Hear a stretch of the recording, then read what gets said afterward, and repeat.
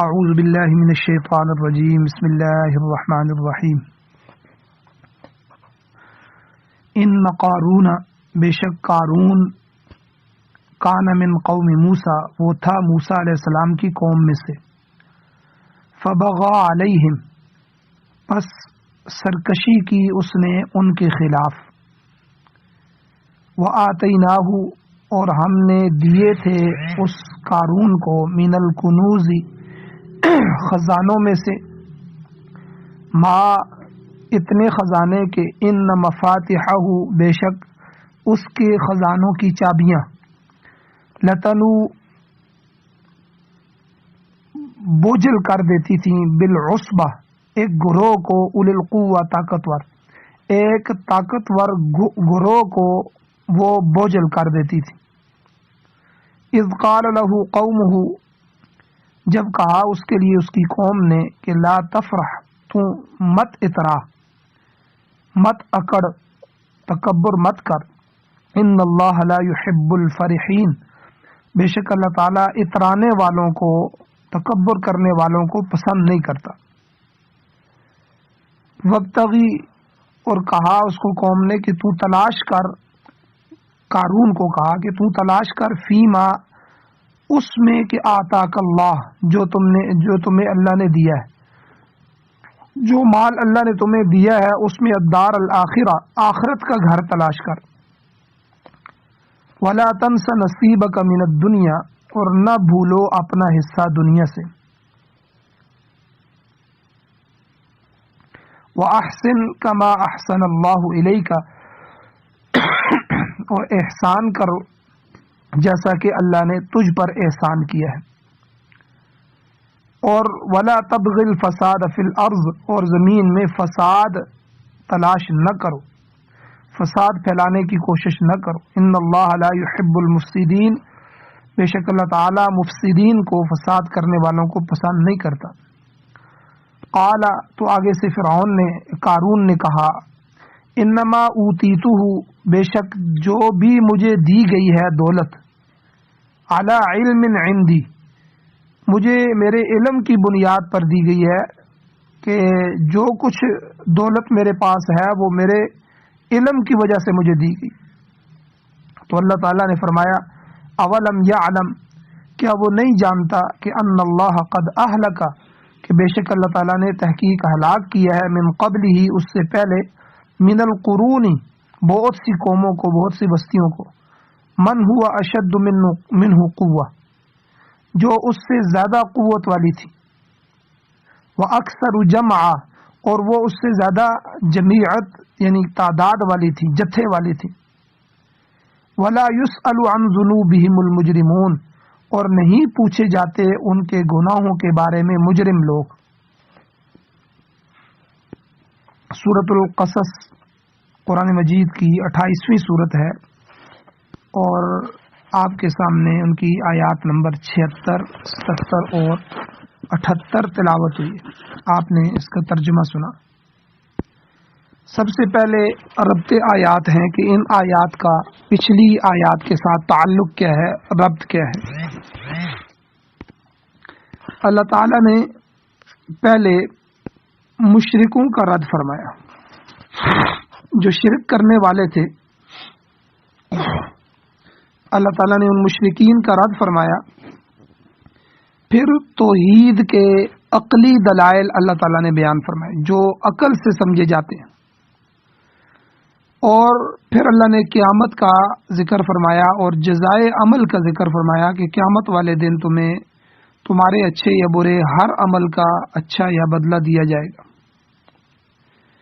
اور اس سے پہلے اللہ تعالیٰ نے مشرکین کو تنبیہ فرمائی تھی جو غرور اور تکبر کی وجہ سے توحید اور رسالت کا انکار کرتے تھے اور غرور اور تکبر کی وجہ سے ظلم اور زیادتی کے مرتکب ہوتے تھے تو اللہ تعالیٰ نے ان کو سمجھانے کے لیے بعض پہلی بستیوں کی ہلاکت کا ذکر کیا اب سورت کے آخری حصے میں اللہ تعالیٰ نے ایسے ہی لوگوں کی نصیحت کے لیے قارون کا واقعہ بیان فرمایا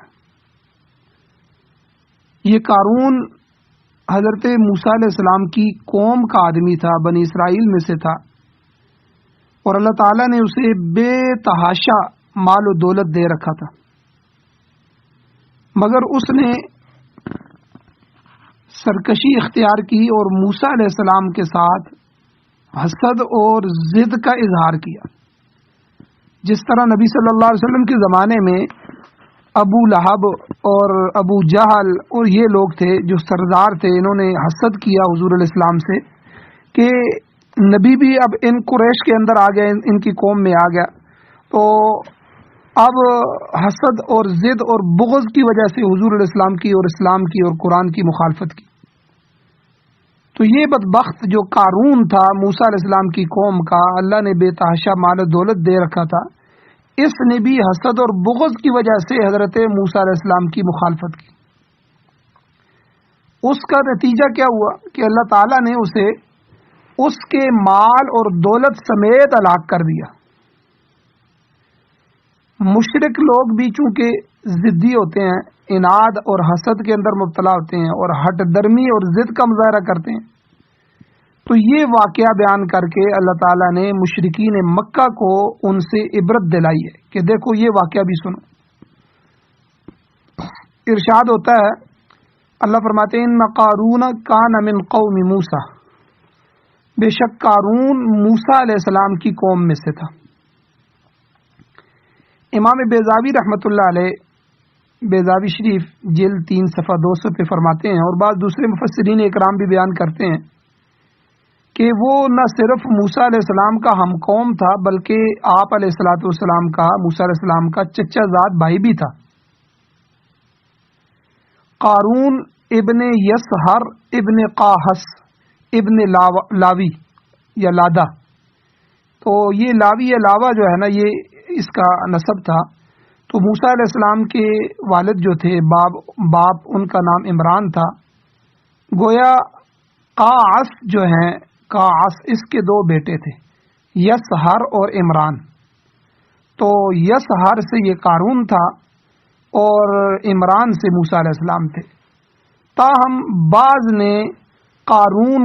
بعض مفسرین نے قارون کو موسیٰ علیہ السلام کا خالہ زاد بھائی بھی لکھا ہے کہ چچا زاد نہیں بلکہ خالہ زاد بھائی۔ بہرحال قارون اگرچہ بنی اسرائیل میں سے تھا اور انہی میں رلا ملا ہوا تھا، موسیٰ علیہ السلام کی بظاہر تصدیق بھی کرتا تھا، مگر در پردہ فرعون کے ساتھ رابطہ رکھتا تھا، بلکہ فرعون کا ایک ایجنٹ تھا، اور فرعون جو بیگار وغیرہ اسرائیلیوں سے لینا چاہتا تو اس کے لیے قارون کی خدمات حاصل کرتا تھا۔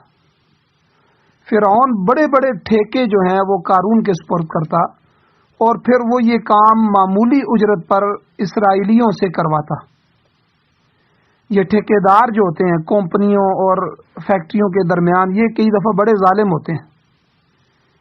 فیکٹری سے مثال کے طور پر اگر وہ سودا کرتے ہیں، ایک مزدور کی مزدوری کا 2000 روپیہ، 1500 2000 روپیہ ایک دن کا، تو 800 700 میں مزدور سے کام کرواتے ہیں۔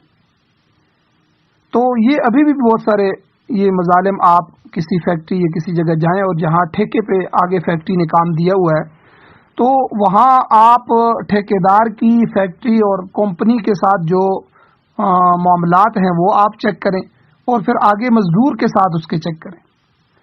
تو یہ قارون جو تھا یہ فرعون کا ایجنٹ تھا اور فرعون کا ٹھیکیدار تھا۔ اب جو ٹیکس وہ یا جو چیزیں وہ اسرائیلیوں سے، موسیٰ علیہ السلام کی قوم سے لینا چاہتا تھا، تو اس کا ٹھیکیدار اس نے قارون کو بنایا ہوا۔ اب قارون بڑے بڑے ٹھیکے کرتا، فرعون سے بڑی رقم لیتا، اور پھر وہ کام معمولی سی اجرت پر بنی اسرائیلیوں سے کرواتا، جس کی وجہ سے اس نے بہت سارا مال اور دولت جمع کر لیا تھا۔ بلکہ عام ظالم حکمرانوں کا ہمیشہ سے یہی دستور رہا ہے کہ وہ بعض لوگوں کو اپنا اعلی کار بنا لیتے ہیں اور ان کو سامنے رکھ کر قوم کا خون چوستے رہتے ہیں۔ انگریز نے بر صغیر میں حکمرانی کے دوران کئی مسلمانوں کو اپنا ایجنٹ بنا کر پوری قوم کو ذلیل کیا. اپنے جو حامی تھے انگریز کے، ان حامیوں کو بڑے بڑے عہدے دیے، بڑے بڑے خطاب دیے، بڑی بڑی جاگیریں دی، اور پھر ان کے ذریعے سے آگے فوجی بھرتی کی. یعنی کام انگریز کا تھا اور فوجی بھرتی ہمارے فوجی تھے، مسلمانوں کو مار رہے تھے. اور بہت سے دیگر کام بھی انگریز نے اسی طرح کروائے. سر محمد شفیع ایک نام آپ یاد رکھیں، یہ حضرت مولانا شیر محمد شرک پوری رحمۃ اللہ علیہ، جو شرک پور کے اندر جن کا مزار بھی ہے، بہت بڑے اللہ والے تھے. ان کا خالہ زاد بھائی تھا مگر انگریز کا ایجنٹ تھا. اسی طرح سر فضل حسین، سر سکندر حیات، اور پنجاب، سندھ اور سرحد کے آپ دیکھیں بڑے بڑے خاندانوں کو اس نے مراعات دی اور بڑے بڑے کام ان سے لیے، پوری پوری جاگیریں، پوری علاقے کی، یہ جی واہ کے خان ہیں، یہ فلانے خان ہیں، یہ فلاں کے خان ہیں، تو یہ بڑے بڑی جاگیریں اس نے ان کو دی. تو قارون بھی اسی طرح فرعون کا ایجنٹ تھا، اسے بڑی مراعات حاصل تھی جس کی وجہ سے وہ بڑا مالدار بن گیا. قارون کی اللہ تعالیٰ نے یہاں پوری ترتیب بیان فرمائی. اب فرعون جب غرق ہو گیا، فرعون کی غرقابی کے بعد قارون اپنی قوم بنی اسرائیل کے ساتھ ہی رہا. اب تورات پڑھتا تھا اور بظاہر موسیٰ علیہ السلام پر ایمان بھی رکھتا تھا. جس طرح نبی علیہ الصلوۃ والسلام کے زمانے میں عبداللہ ابن ابی منافق تھا، کافروں کے ساتھ، یہودیوں کے ساتھ معاملات بھی تھے، سب کچھ تھا، اور بظاہر مسلمان بھی تھا. تو اسی طرح قارون جو ہے، یہ موسیٰ علیہ الصلوۃ والسلام کی اوپر جو کتاب اتری تھی تورات، اس کو ماننے والا تھا. بظاہر وہ پڑھتا بھی تھا اور موسیٰ علیہ السلام کو کہتا تھا میں آپ کا ہی ہوں، ایماندار ہوں. مگر آپ کی سیادت اور آپ کی قیادت کی وجہ سے، اور آپ کو نبوت اور رسالت جو ملی تھی اس کی وجہ سے حسد کرنے لگا. کہنے لگا کہ موسیٰ اور ہارون علیہ السلام یہ دونوں بھائی تو نبی بن گئے، دنیا اور آخرت کی قیادت ان دونوں بھائیوں نے سنبھال لی، مگر اتنے مال و دولت کے باوجود میری تو کوئی قدر و منزلت نہ ہوئی. ادھر یہ حسد پیدا ہوا، اور ادھر موسیٰ علیہ السلام نے اسے کل مال کا 1/4 حصہ زکوٰۃ ادا کرنے کے لیے کہا کہ جتنا مال ہے اس میں سے 3 حصے مال تم اپنے پاس رکھو اور 1/4 حصہ مال اللہ کے راستے میں خرچ کرو. اس پر قارون اور بھی جھل بھن کر کباب ہو گیا، حسد میں مبتلا ہو گیا. کہنے لگا میں نے یہ دولت اپنے علم کی بنیاد پہ، اپنے ہنر کی بنیاد پہ حاصل کی ہے، اب یہ میری دولت میں سے ہی زکوٰۃ کے نام پر سمیٹنا چاہتے ہیں. تو چونکہ وہ شخص پہلے سے ہی متکبر تھا اور مال و دولت کو جاتے ہوئے دیکھا تو مزید غصے سے بھر گیا اور صاف انکار کر دیا کہ ہم موسیٰ علیہ السلام کے احکام کی پابندی نہیں کر سکتے. یہی صورتحال خود حضور علیہ الصلوۃ والسلام کے ساتھ بھی پیش آئی کہ مکے میں ابو جہل اور ابو لہب یہ جیسے لوگ تھے، تو یہ بڑے بڑے سردار تھے. حضور علیہ الصلوۃ والسلام یتیم پیدا ہوئے تھے اور اسی طرح آگے پل رہے تھے. اب حضور علیہ السلام کے دعوی نبوت سے یہ سیخ پا ہو گئے، غصے میں آگے کہنے لگے اگر نبوت اس کو مل گئی تو پھر ہمارے پاس کیا رہ گیا. ابو جہل نے بھی کہا تھا کہ حاجیوں کی خدمت پر پہلے ہی بنی ہاشم قابض ہے، اب نبی بھی اسی خاندان سے بن گیا تو ہماری سرداری کا تو جنازہ نکل گیا. چنانچہ انہوں نے حسد اور غرور کی بنا پر آپ صلی اللہ علیہ وسلم کی نبوت اور رسالت کا انکار کیا. ابو جہل نے اس کا ایک اعتراف بھی کیا، اقرار بھی کیا، اور چھپ چھپ کے حضور علیہ السلام کا قرآن مجید بھی سنتا تھا، اور اس نے بالکل برملا بھی کہا کہ بنی ہاشم پہلے ہی بیت اللہ کی خدمت کر رہے ہیں، حاجیوں کی خدمت کر رہے ہیں، نبی بھی ان کے خاندان میں آ گیا. تو اب ہے تو یہ نبی سچے ہی، لیکن میں اس وجہ سے ان کی مخالفت ہی کرتا رہوں گا، میری زندگی میں میں ان کو ٹکنے نہیں دوں گا۔ تو اسی طرح قارون بھی موسیٰ علیہ السلام کا مخالف ہو گیا۔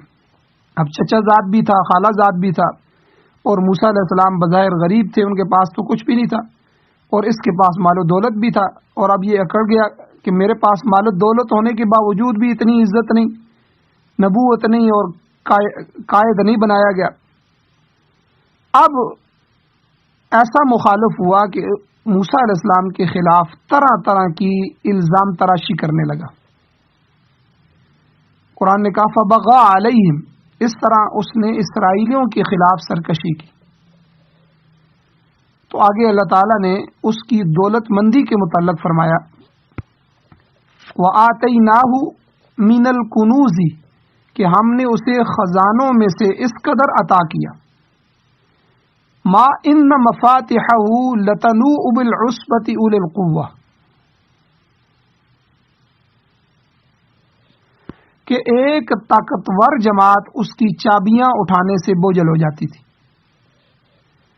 مطلب یہ کہ اس کے خزانوں کی الماریاں اور صندوق جو بھرے ہوئے تھے، وہ صندوق نہیں بلکہ ان کی چابیاں صرف اس قدر تھیں کہ بہت سے لوگ مل کر بھی بمشکل اٹھاتے تھے۔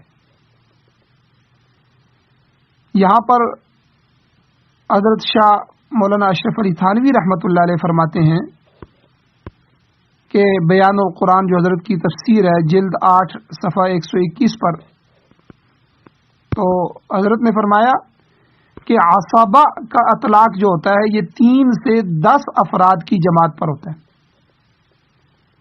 یعنی اگر ہر آدمی کے حصے 500 چابیاں آئیں تو گویا خزانوں کے صندوقوں کی تعداد 4-5 ہزار بنتی ہے۔ تو ان میں روپے کتنے ہوں گے، پیسے کتنے ہوں گے، سونا کتنا ہوگا، چاندی کتنی ہوگی، دیگر کی قیمتی اشیاء کتنی ہوں گی۔ تو بہرحال قارون اتنے مال کا مالک تھا۔ اور مفاتح یہ 2 الفاظ کی مشترک جمع ہے، یعنی مفتاح اور مفتح۔ مفتح کا معنی خزانہ ہوتا ہے جبکہ مفتاح کا معنی چابی ہوتا ہے۔ زبر سے مفتح کا معنی خزانہ اور زیر سے مفتاح چابی۔ ہر 2 الفاظ کو دیکھا جائے تو قارون کی مال کی کثرت اور دولت کی کثرت پر دلالت کرتے ہیں کہ خزانہ ہی اتنا زیادہ ہو اور پھر اس کی چابیاں ہی اتنی زیادہ ہوں، مفاتیح۔ تو اس زمانے میں تو اتنا بڑا مالدار شخص اکا دکا ہی ہوتا تھا موسیٰ علیہ السلام کے زمانے میں۔ تو مگر آج کے دور میں آپ دیکھیں تو قارون جیسے بے شمار دولت مند آج دنیا میں موجود ہیں۔ آج کے کروڑ پتی، ارب پتی سیٹھوں کی تجوریاں، تہخانے، سٹور، بینک بیلنس وغیرہ کا حساب لگا دیا جائے تو ان کے ملازمین، کارندوں اور ایجنٹوں کو شمار کیے جائے تو یہ بھی قارون سے کسی طرح کم نہیں نکلیں گے، بلکہ اس سے بڑھ کر مالدار ظاہر ہوں گے۔ بہرحال قارون کی جو ٹھاٹھ باٹھ تھی اور اس کے چال چلن اور غرور اور تکبر کو دیکھ کے اذ قال له قومه، اس کی قوم نے، اپنی قوم نے اس کو سمجھانے کی کوشش کی اور نصیحت کی کہ لا تفرح، کہ اس مال و دولت پر اتراؤ نہیں۔ فرح کا معنی اترانا بھی ہوتا ہے اور خوش ہونا بھی ہوتا ہے۔ تو لوگوں نے کہا کہ اس عارضی مال کی وجہ سے نہ تو تم غرور اور تکبر میں مبتلا ہو جاؤ اور نہ ہی اس پہ اتنا اتراؤ، غرور کرو اور خوش ہو جاؤ، ایسا کرنا حرام ہے۔ ضد اور حسد کو چھوڑ دو اور موسیٰ علیہ السلام کی مخالفت سے باز آ جاؤ۔ اسرائیلی اور تفسیری روایات سے معلوم ہوتا ہے کہ قارون کے ساتھ 250-300 آدمی ہر وقت رہتے تھے۔ یہ اس کے حامیوں کا خصوصی دستہ تھا جن کا کام صرف اور صرف ہاں میں ہاں ملانا تھا۔ جی حضور بالکل، آپ بالکل ٹھیک کہہ رہے۔ تو یہ لوگ دراصل قارون کو غلط مشورے دے کر اس کی رعونت میں، اس کے تکبر میں اضافہ کا باعث بنتے تھے۔ لوگوں نے کہا کہ اللہ نے تمہیں اس قدر دولت عطا کی ہے تو اللہ کا شکر ادا کرو اور اس کے راستے میں خرچ کرو۔ لا تفرح، تکبر میں مبتلا نہ ہو جاؤ. یاد رکھو ان اللہ لا یحب الفرحین، بے شک اللہ تعالیٰ اترانے والوں کو یعنی تکبر کرنے والوں کو پسند نہیں کرتا. اللہ کی نعمت پا کر تو خوش ہونا چاہیے، نہ کہ اکڑ دکھانی چاہیے. قرآن اور ایمان کے متعلق بھی اللہ تعالیٰ نے سورہ یونس کی آیت نمبر 58 کے اندر اللہ نے فرمایا کہ یہ اس کا فضل اور رحمت ہے، قرآن اور ایمان. فَبِذَلِكَ فَلْيَفْرَحُوا، لوگوں کو چاہیے کہ اس سے خوش ہوں کہ اللہ نے ہمیں ایمان عطا فرمایا، اللہ نے ہمیں قرآن عطا فرمایا، اللہ نے ہمیں اپنا نبی عطا فرمایا. تو یہ چیزیں ہیں کہ جن پر ایمان والوں کو خوش ہونا چاہیے.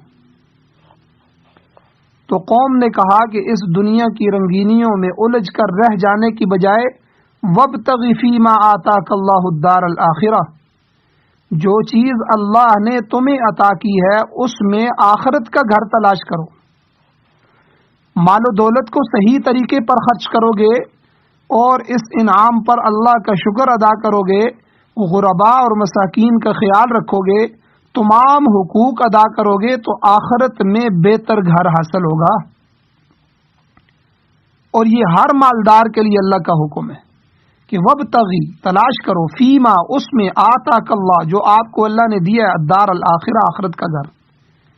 میرے پاس اگر 1000 روپے پڑے ہوئے ہیں تو میں 100 روپے اللہ کے راستے میں صدقہ کر کے جو ہے اللہ کے پاس اپنا آخرت کا گھر بنا سکتا ہوں. کسی کے پاس 100 روپیہ پڑا ہوا ہے تو وہ 10 روپے صدقہ کر سکتا ہے، 10 روپے ہیں تو 1 روپیہ اللہ کے راستے میں دے سکتا ہے. تو ہر بندہ اپنے مال میں سے اللہ کے راستے میں خرچ کر کے، اللہ کے دیے ہوئے پر شکر ادا کر کے، غرباء، مساکین، یتیموں اور بیواؤں کا خیال کر کے، اور تمام دین کے مصارف میں خرچ کر کے، اور اپنے جتنے حقوق اس کے متعلق موجود ہیں ان حقوق کو ادا کرے، تو اللہ کے گھر آخرت میں اس کا بہترین گھر موجود ہوگا، بہترین درجہ ہوگا. اللہ اس کو جنات، وہ نعمتیں، جنتیں عطا فرمائیں گے جن کے نیچے نہریں جاری ہوں. تو قوم نے قارون کو بھی یہی نصیحت کی کہ بدبخت آدمی، تیرے پاس جو مال موجود ہے اس مال سے اپنا گھر بنا آخرت کا. اور قوم نے کہا وَلَا تَنْسَ نَصِيبَكَ مِنَ الدُّنْيَا، دنیا سے اپنا حصہ مت بھولو. مطلب یہ کہ اللہ تعالیٰ نے تمہیں اس دنیا میں اتنا مال دیا ہے تو اس سے آخرت کا توشہ بناؤ. اس مال سے دنیا میں تمہارا حصہ یہی ہے کہ اس کے ذریعے نیکی کماؤ اور اطاعت کرو. اس مال کو حرام راستوں میں خرچ کرنے کی بجائے شکر گزاری کے مقام پہ خرچ کرو.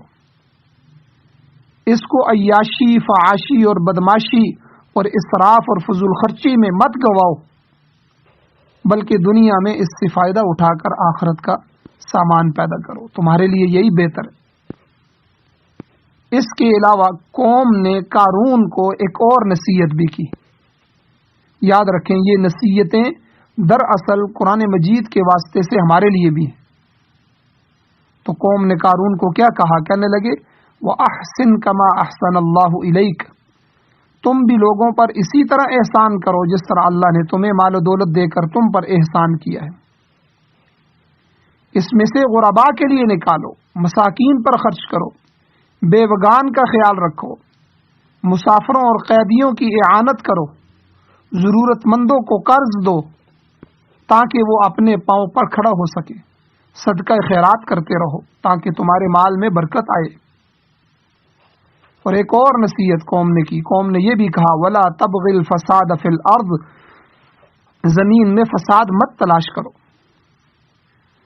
فساد سے مراد اخلال بالشرائع بھی ہیں، معاصی کا ارتکاب بھی ہے، خدا کی قائم کردہ حدود کو توڑنا بھی ہے، اپنی منمانی کرنا بھی ہے، شرک، کفر اور بدعت اور رسومات باطلہ ان سب کو ادا کرنا، یہ بھی زمین میں فساد ہے.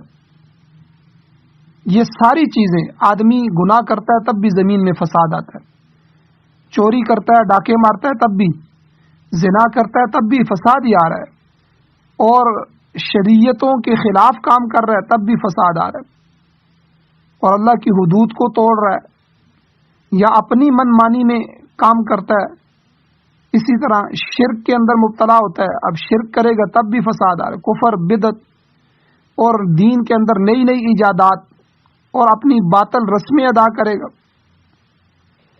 تو یہ سارے فساد فی الارض ہے۔ اس ایک جملے میں یہ ساری چیزیں سمجھا دی۔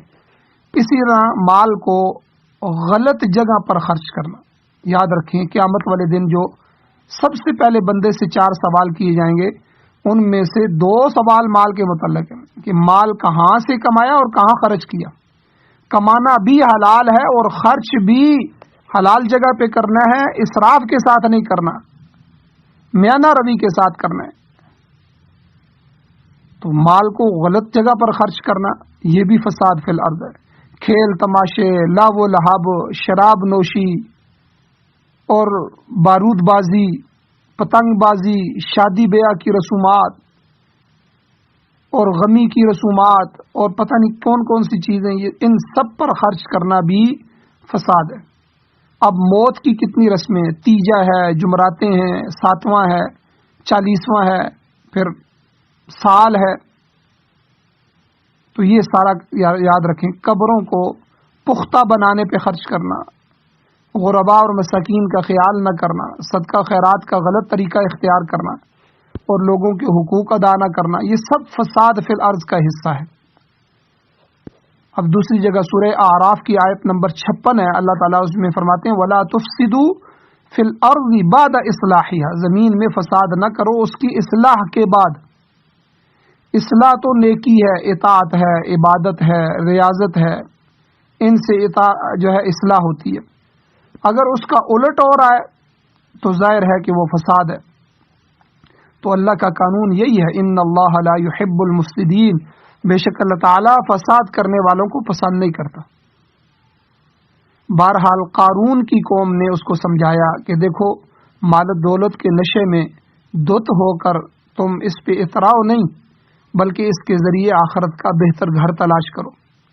جس طرح اللہ نے تم پر احسان کیا ہے اسی طرح تم بھی لوگوں پر احسان کرو اور زمین میں فساد نہ مچاؤ۔ اب قوم کی اتنی زبردست نصیحتوں کے بعد اس نے جواب کیا دیا؟ قارون نے آگے سے کیا کہا؟ اللہ نے اس کو بھی ذکر فرمایا۔ قال، اس نے کہا انما اوتیتہ علی علم عندی، کہنے لگا کہ یہ جو سب کچھ میرے پاس ہے نا، یہ میرے علم کی بنیاد پہ میرے پاس آیا ہے۔ بادشاہ میں اہل علم ہوں، میرے پاس ڈگری ہے، میرے پاس ہنر ہے، ہنر مند ہوں، استعداد ہے، میرے پاس استعداد کا مالک ہوں۔ حالانکہ ہم نے کتنی ڈگریوں والے دیکھے ہیں وہ اسی طرح پڑے ہوئے ہیں، کتنے علم والے دیکھیں جو سڑکوں پہ رول رہے ہیں، کتنے ہنرمند ایسے ہیں کہ جن کا ہنر ہونے کے باوجود بھی جو ہے ان کے پاس کچھ نہیں ہے، اور کتنے استعداد نوجوان معاشرے میں بے روزگار پھر رہے ہیں، کوئی روزگار ہی نہیں مل رہا۔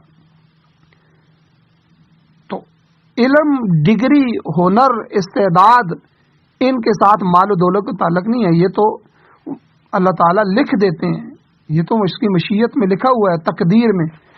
جو بچہ پیدا ہوتا ہے اس نے کتنے سانس لینے ہیں، کتنا دن رہنا ہے اور کتنے لقمے کھانے ہیں، اللہ نے روزی لکھ دی ہے۔ اور جو بندہ کہتا ہے میں اپنے علم کی وجہ سے کھا رہا ہوں، ہنر کی وجہ سے کھا رہا ہوں، صلاحیت اور استعداد کی وجہ سے میں، تو یاد رکھیں قارون کا جواب یہ تھا، یہ اس مسلمان اور مومن کا جواب نہیں ہے۔ قارون نے کہا کہ میں نے یہ دولت اپنی عقل اور حکمت کی وجہ سے کمائی ہے، اس میں کسی کا مجھ پر احسان نہیں ہے۔ تم کہتے ہو اللہ نے دیا ہے، فلاں نے دیا ہے، فلاں نے دیا ہے، یہ کچھ بھی نہیں ہے، یہ میرا ایک استعداد اور ہنر تھا، عقل تھی، میں نے اس کو استعمال کیا۔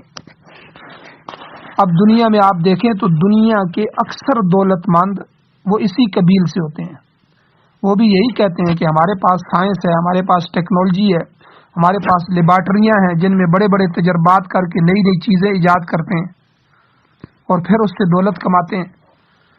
اللہ کے فضل کو دخل نہیں دیتے، اس میں دخیل نہیں سمجھتے، بلکہ اپنی عقل کو، اپنے فن کو، اپنی مہارت کو آمدنی کا ذریعہ سمجھتے ہیں۔ حقیقت یہ ہے کہ عقل، فہم اور حکمت اور دانائی بھی تو اللہ کی عطا کردہ ہے. وہ جب اللہ چاہے تو کسی کو دے دے، جب چاہے واپس لے لے. کتنے عقل مند لوگ پاگل ہو گئے، اللہ نے ان کی عقلیں چھین لی. کتنے بے وقوف سمجھنے والے لوگوں کو اللہ نے عقل عطا فرما دی. تو لہذا ہر اچھائی من جانب اللہ ہوتی ہے، اس کو اللہ کی طرف ہی منسوب کرنا چاہیے. سورۃ النساء کی آیت نمبر 79 کے اندر اللہ فرماتے ہیں ما اصابک من حسنۃ فمن اللہ، تمہیں جو بھی بھلائی پہنچتی ہے وہ اللہ تعالی کی طرف سے ہوتی ہے.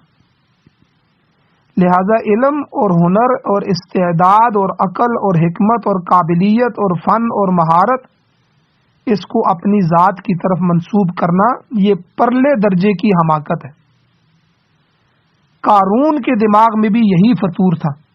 پہلے حسد اور بغض میں مبتلا ہوا، پھر جب اس سے زکوٰۃ مانگی گئی، اللہ کا حکم پورا کرنے کا کہا گیا، پھر مزید وہ اس میں آگے سے حجتیں کرنے لگا. تو لہذا اس نے مال و دولت کو اپنی ذاتی استعداد کی طرف منسوب کیا.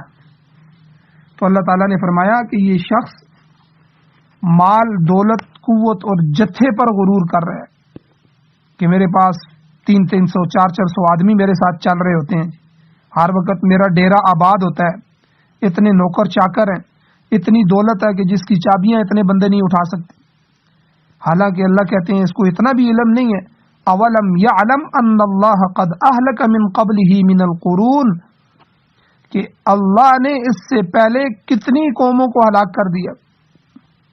کون سی قومیں؟ من ہوا اشد قوتا و اکثر جمعا، جو ان سے، قارون سے بھی طاقت میں زیادہ تھے اور افرادی قوت کے لحاظ سے بھی زیادہ تھے. اللہ نے فرمایا قارون تو ایک عام سا پبلک کا ایک آدمی ہے، کسی سلطنت کا مالک بھی نہیں ہے. محض جو اللہ نے تھوڑی سی مال و دولت دی ہے اس پر اطرار آ، ہم نے تو قوم عاد کو اکھاڑ کے رکھ دیا، ہم نے تو قوم سمود کو تباہ کر دیا، ہم نے قوم نوح کو پوری دنیا میں سیلاب بھیج کے ہم نے ساری قوم کو غرق کر دیا، صرف کشتی والے بچے. قوم ابراہیم کو تباہ کر دیا. قوم لوط کا ہم نے کیا حال کر دیا. لوط علیہ السلام کو ہم نے اور ان کے چند آدمیوں کو، ایمان والوں کو بچایا، باقی آسمان سے آگ برسی، پتھر کی بارش کر دی، آج وہ پوری بستی مٹ کی ہے. کلدانیوں اور مصریوں جیسی بڑی بڑی تہذیبیں، بڑی بڑی مہذب قومیں دنیا سے اللہ کہتے ہیں ہم نے نیست و نابود کر دی. آج جس ٹیکسلا میں ہم رہ رہے ہیں، اس ٹیکسلا میں بدھ مت اور اسی طرح بہت بڑی بڑی قومیں آباد تھیں. آج اس کی کھدائی کی جاتی ہے، نیچے سے بڑے بڑے محل نکل رہے ہیں. تو یہ کون لوگ تھے جو آج سے ہزاروں سال پہلے یہاں 3000 4000 سال پہلے، یعنی حضرت عیسیٰ علیہ السلام کی پیدائش سے بھی پہلے یہاں آباد تھے، اور آج ان کا نام و نشان نہیں ہے، ایک اولاد نہیں ہے. آج ایک آدمی بھی بدھ مت کا اور پرانی تہذیب کا آج باقی نہیں. آج وہ کہاں گئے ہیں؟ جب ٹیکسلا اتنی دفعہ تباہ ہوا تو وہ آج جو لوگ آج کس چیز پہ اترا رہے ہیں؟ تو کلدانی اور مصری بڑی بڑی مہذب قومیں تھی، اللہ کہتے ہیں ہم نے ان کو نیست و نابود کر دیا. بلا شبہ وہ قوم قارون کی نسبت ہر لحاظ سے طاقتور تھی، سلطنتوں کے مالک تھے، ان کے پاس فوجیں تھیں، دنیا کی ہر چیز ان کو میسر تھی.